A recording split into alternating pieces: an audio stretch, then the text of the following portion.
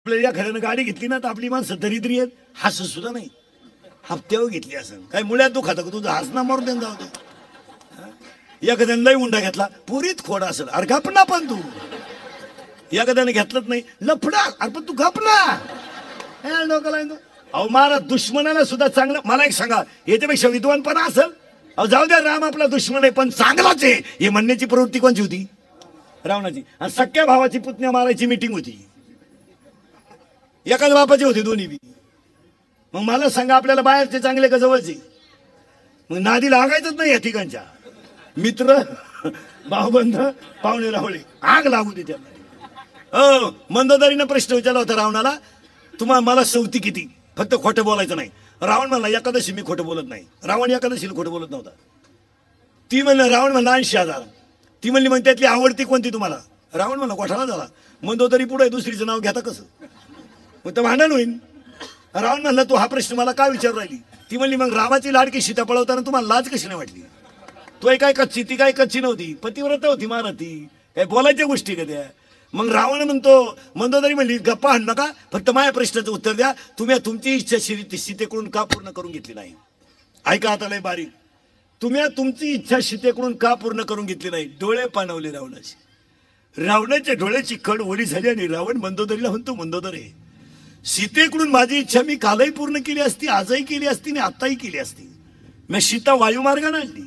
हनुमान येईल लंका पेटविल ही भीती मला नाही.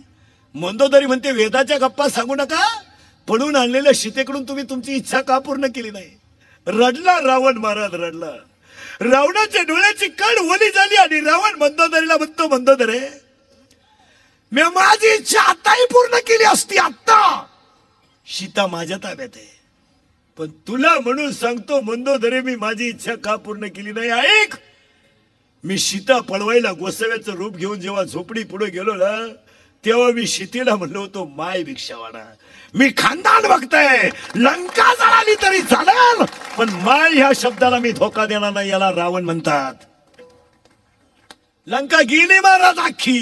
बीटी बचाओ ज्याचं भाषण आहे त्यानंच बायको चेक करून आणली. आणि भाषण बीटी बचाओ आहे. मुलगी वाचवा, तुम्ही चेक करून आणा. इथं माय शब्दाला धोका द्यायचा नाही ना.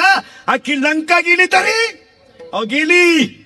कुंभकर्ण म्हणला का रे लय गप्पा आणतो, आणि मग तू तर रामाचे कपडे घालून सीतेला वश करायला गेलता तेव्हा का बोलतो? त्यावेळेचे वाक्य ऐका रावणाचे.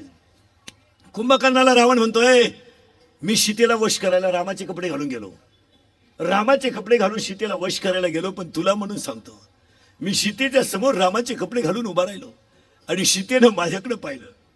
खळखळा डोळ्यातल्या पाण्याच्या धारा रावणाच्या खाली आल्या आणि रावण म्हणतो, सीतेनं माझ्याकडे पाहिलं आणि तुला म्हणून सांगतो कुंभकर्ण, नजरेला नजर भिडली, माझ्या शरीरातला काम गायब झाला रे, काम गायब झाला. एवढी सीता पतिव्रत आहे, एवढी सीता. रडला. आणि रावण म्हणतो, पुढचं सांगू तुला, माझ्या शरीरातला काम गेला तर जाऊ दे रे, माझ्या शरीरातला काम गेला तर जाऊ दे, पण माझी मंदोदरीच मला आई दिसायला लागली, याच्यापेक्षा वाईट काय? वथेरमधली फटे अभ्यास करीत नका जाऊ कधी. हो, लोक कोणाबद्दलही काय बोलत आहे. सगळ्या बाया त्या काही काहीला शिवाय देत्या. काही काही ना राम वनसाला पाठवला आणि काही काही ना वनसाला पाठवला. रामाची चूकच नव्हती काय? तुम्ही म्हणाली येडा आणलं कोणी, रामाची चुकाडी तरी. मला येडं नाही, मला गांडू म्हणा, मी पटवून देणार मला. मी तुम्हाला वव्यान प्रमाण पाठपर्यंत तुम्हाला माहिती म्हणून सांगतो. मंदोदरी ही जमदाग्नी ऋषीची पत्नी रेणुका होती. मंदोदरी ही कैकेयी ही जमदाग्नी ऋषीची पत्नी रेणुका होती. नवऱ्यानं बायकोला पाण्याला पाठवलं, पाणी आणायला उशीर झाला म्हणून नवऱ्यानं बायकोचं मुंडकं उडवायला लावलं पोराला. ज्यानं उडवलं तो होता परशुराम, जिचं उडवलं होतं ती होती रेणुका, आणि ज्यानं उडवायला लावलं होतं तो होता जमदाग्नी ऋषी. आणि तीच रेणुका पुढं कैकेयी झाली आणि तोच परशुराम पुढे राम झाला. आणि आईनं पोराचा बदला घेतला. गैर काय? आणि हे माझं म्हणणं नाही, रामाचं म्हणणं आहे स्वतःचं. प्रभू रामचंद्र म्हणतात, आई ज्या आरती मी वनवासाला जातोय ना, त्या आरती मी कधीतरी एखाद्या आईचा छळ केलेला असावा आणि त्याचं कर्म भोगावं लागलं. मग काकड्याच्या सांगतेला सांगून ठेवतो, नुसते गण लावून देव भेटू नका. रातभर भजन केल्यानं देव भेटत नाही. मेले जपी तपी, सपनात नाही. मेलो आम्ही 20-20 वर्ष टाळ कुटू कुटू, अजून माझ्या सपनात नाही देव आला. मला म्हणला सुद्धा नाही तो काय चाललंय. का तू असाच मरतो आलडून? कधी बी ध्यानात ठेवायचं महाराज. एक वाक्य नाही का ना, आजच्या कीर्तनात पहिलं एक वाक्य लिहून ठेवा, म्हणजे पुढे सरकायला अभंगाच्या. आयुष्यामध्ये तुम्हाला देवाचं भजन करता आलं नाही तर करूच नका. माळ घालताच आली नाही तर घालू नका. कुणाचं चांगलं करताच आलं नाही तर करू नका. पण ईश्वरासारख्या आईबापांना आणि संतांना कलंक लावू नका. हीच देवाची पूजा, हीच देवाची पूजा. देव चोळल्यानं देव भेटत नाही. आला तर फडतो मरायला. देव चोळल्यानं कुत्रा आलं त्यानं देव फेकून आला कुत्र्याला. काय देव पूजी तू? हो, काय करू नका. आला गुरुवार पुढच्या महिन्यात. करा करा. अरे काय लबाडे हे. 4 गुरुवार पैकी एखाद्या गुरुवार नवरीच्या बाया पडली का? नाही. नाही मी आणलं कुठून? एवढी तरी माहिती आहे का तुम्हाला? नीट ऐका. एवढी तरी माहिती आहे का तुम्हाला का एकट्या लक्ष्मीची कधी पूजा करू नये? एकट्या लक्ष्मीची कधी पूजा करू नये. लक्ष्मी सहित शोभे. तुम्हाला एवढं तरी डोकं आहे का? चालल्या पोथ्या. पार्वतीनं गुरुवार केला आणि शंकर पिऊन आला. काय उपयोग झाला? पार्वतीचा दणका उठलाय. दुर्गे दुर्गट भारी तुझं संसारी. शंकर आला काळ्या पिशीत मटाण घेऊन. 2-4 कुत्री त्याच्या माग पिशीत नेली कुत्र्यानं. लिंबूच घेऊन आला आणि पार्वतीचा दणका उठलाय. दुर्गे दुर्गट भारी. शंकर म्हणला कपोन डगे कपोन. मग पार्वतीनं आरती बदलवली, घालेल लोटांगण. काय करता मग? माझं कीर्तन आहे. माझं कीर्तन ऐकून गेलेल्या माणसाला 6 महिने अटॅक बीपी येत नाही. एकटा हसतो घरी गेल्यावर. आणि पाया पडून एक वाक्य सांगतो कीर्तनात. तुम्ही मला महाराज म्हणावा, माझ्या पाया पडावा, मला मानावा, माझी तारीख घ्यावा. म्हणून मी कीर्तनात कधी वाईट नाही बोलला. मी कीर्तनाला कटाळलेला माणूस. मला फेटे का पाहिलं तरी मुंगे येते. आता नको. लय आरडलो महाराज. माझी कॅपॅसिटी संपली. पाय सपाट झाली उभं राहून. तरी 90 करतो महिन्याला. आता हे 3रं आहे सकाळपासून. तरी तुमच्यापेक्षा फ्रेश आहे का नाही? तुमची अडचण काय बा? इथं येऊन असं बसतो म्हणजे एक काय पगार खुटला का तो? काय झालं? एक खरं समजा महाराज. मी कीर्तनात वाईट बोलतो याला 2च कारण आहे. तुमचं चांगलं व्हावं म्हणून वाईट बोलेल. एक, आम्ही तुमचे तुम्हाला बोललंच पाहिजे. तुम्ही आमचे नियम ऐकलं पाहिजे. आणि 3रं वाक्य सांगू. मी तुमच्या मुलासारखे आहे, तुम्ही माझ्या मायबापासारखे आहेत. माझं एखादं वाक्य तुम्हाला वाईट वाटेल, पण तुम्ही माझ्या मायबापासारखे आहेत. आज तुम्ही आमच्या ज्या वाक्याला हसता तेच वाक्य एक दिवस तुम्हाला उद्धारून नेतील हे ध्यानात ठेवा. माझं एक वाक्य जरी कीर्तनातले घेऊन गेले ना तुम्ही, तोच फायदा आहे. एवढं बोलल्यावर जर एखाद्यानं लाच सोडली, दारू सोडली तरच माणसं सुधारतील. कीर्तन ऐकल्यानं काय फरक पडतो? अजिबात परत हे कुठाने करायचे नाही. पोथ्यान बिथ्या जरा पोरांना नीट शिकवा. त्यांना जरा आरत्या बिरत्या शिकवा. बोलता येते का रे तुला? म्हणजे तू अभ्यास करीत आहे जा. आई मूर्ख आहे का पोरगी? आई. करेक्ट.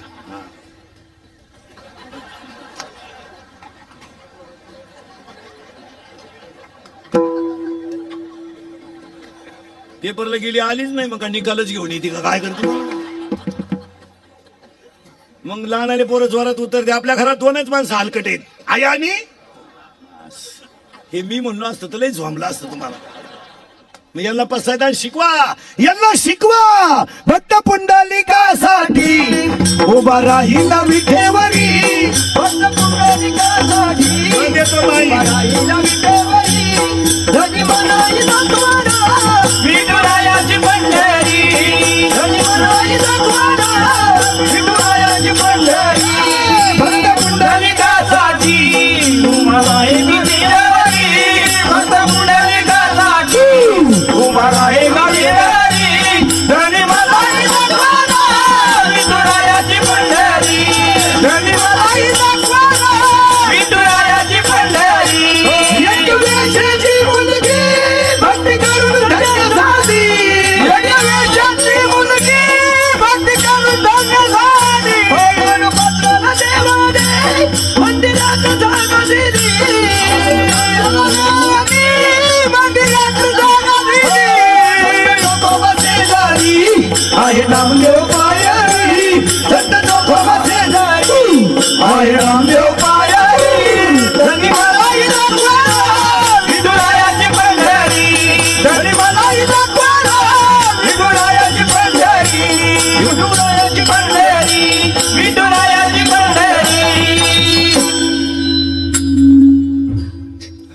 की नाही मजा?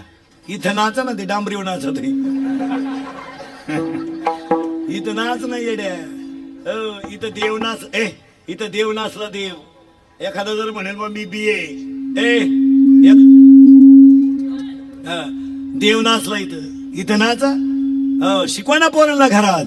गेला हरी कुण्या गावा, कुणाला नाही कसा ठावा, घुमेना गोकुळात पावा, डोळा डोळा बाई जावा, उडतो डोळा डोळा बाई जावा.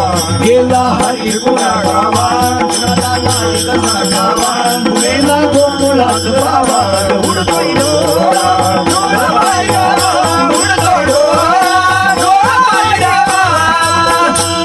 घरात ऋतुला बाई कायटा या आडवाटा, नंदा सकाटा होता जोडीला, होता जोडीला म्हणून मी आले गोडीला, होता जोडीला म्हणून मी आले गोडीला.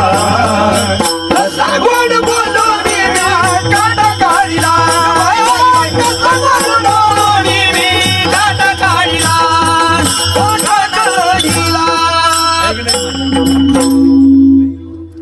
मजा आहे इथं, मजा आहे. हे लावा प्रेम. शेंबड्यापुरीच्या प्रेमात पडलं आणि तिला म्हणतो कभी कभी मेरे दिल में ख्याल आता है. तो 4था नंबर येड्या. तिघ जण मेले शेंबड्या. कभी कभी मेरे दिल में. आणि याला अक्कल नाही तरी हे काय म्हणतो माहिती का, हमें और जीने की साहस न होती अगर तुम न होते. चैनवर वड, चैनवर वड. हम जिएंगे और मरेंगे वतन मेरे लिए, दिल दिया है जान देंगे वतन मेरे लिए, दिल दिया है जान देंगे वतन मेरे लिए. हरि करम अपना करेंगे, हरि करम अपना करेंगे वतन मेरे लिए, दिल दिया है जान देंगे वतन मेरे लिए, दिल दिया है जान देंगे वतन मेरे लिए. हम जिएंगे और मरेंगे वतन तेरे लिए, दिल दिया है जान देंगे वतन तेरे लिए, दिल दिया है जान देंगे वतन तेरे लिए. छत्रपती शिवाजी महाराज की. येड्याचं का थोडा माईक तेवढा ते क्लिअर करा तो मागचा.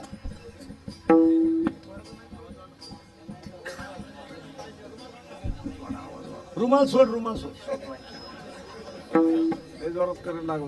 त्याला श्वास बसवतो म्हणजे माझ्या वाटाचं कामच केलं त्यांनी. त्यालाही बसवतोय श्वास, पण आता बोलाव कसं दुसऱ्याच्या गावात कीर्तन. आणि मग तो तसं त्याला एक श्वास बसतो, पण आपण चिटकून मिळालं तरी चालेल, पण ते नाही म्हणायचं नाही भाऊ, चांगलाच म्हणायचं. विडाला विडाला विडाला थोडं मागं जायचं. दुश्मनाला सुद्धा चांगलं म्हणण्याची ताकद रावणात होती. इथं आपण 30 मिनिटापूर्वी होतो.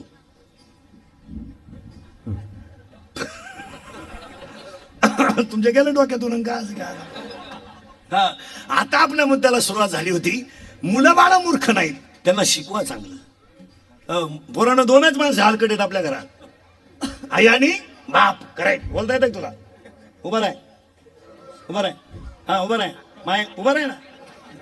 माझ्याकडे पाहायचं, घाबरायचं नाही. रिकाम्या जागा भरा. हा पप्पी दे, पप्पी दे.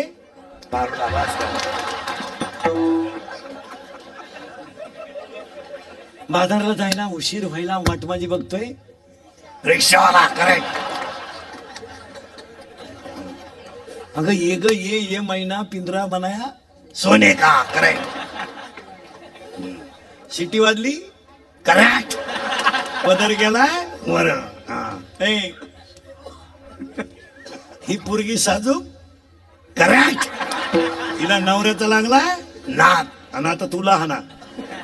हा तू हा लाल शर्ट आला माझ्याकडे पाहिजे बरं का आपल्या दोघाची रिकामी जागा. सांगायचं नाही कोणाला, एकदम जोरात सांगायचं, घाबरायचं नाही. ए ए ए ए आता तरी दे ना, आता तरी दे ना, आता तरी दे ना. करेक्ट.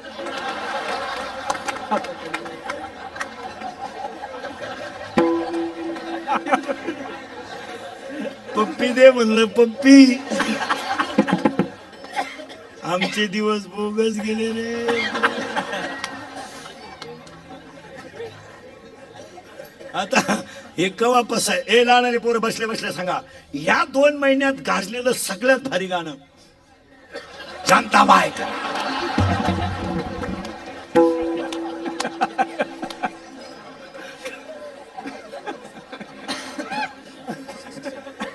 हनुमान समंत हनुमान समंत इंदुरीकर काही बोलतो, मी पागल आहे का? हा सूर्य ना हा येतो. मी तुमच्या मुलासारखा आहे. महिला मंडळ, एक वेळेस भाजीला तेल कमी असलं तरी चालेल, पण चांगली मुलं ही त्या घराची खरी श्रीमंती आहे. मुलं चांगली. हे बा, भजण्याचं पोर भजण्या झालं त्यात काय विशेष नाही. डॉक्टरचं पोरग डॉक्टर झालं काही नवीन नाही. कीर्तनकाराचं पोरग कीर्तनकार झालं काहीच विशेष नाही, कारण त्याच्या घरात ते वातावरण आहे. पण गरीब माणसाचा मुलगा जर डॉक्टर झाला तर ही जगातली सगळ्यात मोठी श्रीमंती.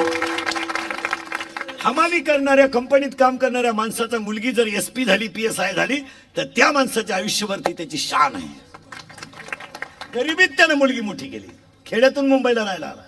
हो, आणि जी माणसं गरिबीतून शिकतात तीच त्यांनाच परिस्थितीची जाण असते, बाकीचे उतरत आहे. हो, जी माणसं खेड्यातून बाहेर आली, आज सगळी मोठ्या पदावरची लोक मराठी मीडियमचीच आहेत. महाराज सगळ्या टॉपच्या पेमेंटवर कोण आहे? मराठी मीडियम. MPSC दिलेले कुठले? मराठी मीडियम. जी माणसं गरीब घराण्यात जन्माला आली ना तीच माणसं आज मोठी झाली, पण जी मोठ्याच्या घरात जन्माला आली वाटूळ झालं त्यांचं. त्यांची ईडी पोरं निघली. ईडी नवरी बाल नेला ते मेवणीला खुनवायचं. काय करतो? काय उपयोग आहे त्याचा? महाराज कधी ध्यानात ठेवायचं. आणि बसलेले सगळ्या माणसांना सांगून ठेवतो, मी तुमच्या मुलासारखा आहे. आयुष्यामध्ये काकड्याच्या भाजनाच्या शेवटच्या दिवशी एकच वाक्य ध्यानात ठेवा, आईच्या गालावर हसवा आणि बापाच्या चेहऱ्यावर समाधान, हीच पांडुरंग प्रसन्न करण्याची क्रिया. पांडुरंग पंढरपूरला का आला? कशाला आला? आज आपण खेड्यातून आलो. पोरं ध्यानात ठेवा, महिला ध्यानात ठेवा, विशेषतः महिला. हे बिचारे एवढे लोक आहेत ना, हे पोट भरायला इथं आले. पण नीट वाक्य आहे का महिला म्हणून? तुम्ही आयुष्यामध्ये काही गोष्टी कमी करा, पण मुलगी चांगली बनवा. आणि मुलींसाठी एक वाक्य सांगतो, आयुष्यात पाया पडून सांगतो, तुमच्या आयुष्यामध्ये तुम्हाला जसं जगता येईल तसं जगा, पण तुमच्या बापाची मान समाजात खाली होईल असं वागू नका. बसलेली माणसं ध्यानात ठेवा, महाराष्ट्रासारख्या पवित्र मातेत वृद्धाश्रम होतो, याच्यापेक्षा वाईट परिस्थिती काय? बसलेली माणसं मला सांगा, वृद्धाश्रम असावा का नसावा? नसावा. याची लाज कोणाला असावा? वृद्धाश्रमामध्ये गरीबाची बाप नाहीत, श्रीमंताची बाप आहे. तुम्ही सगळे सर्व्हिसवाले ध्यानात ठेवा, ध्यानात ठेवा. तुम्ही खेड्यातून येताना आपण ती 9वार साडीतली आई होती आपली खेड्यातली, बिचारीच्या डोक्याला तेल नव्हतं, पायाला चप्पल नव्हती, पण ईश्वरासारखं प्रेम तिने मुलावर केलं. त्याच्यानंतर आपल्याला प्रेम करणारं भेटलंच नाही कोणी.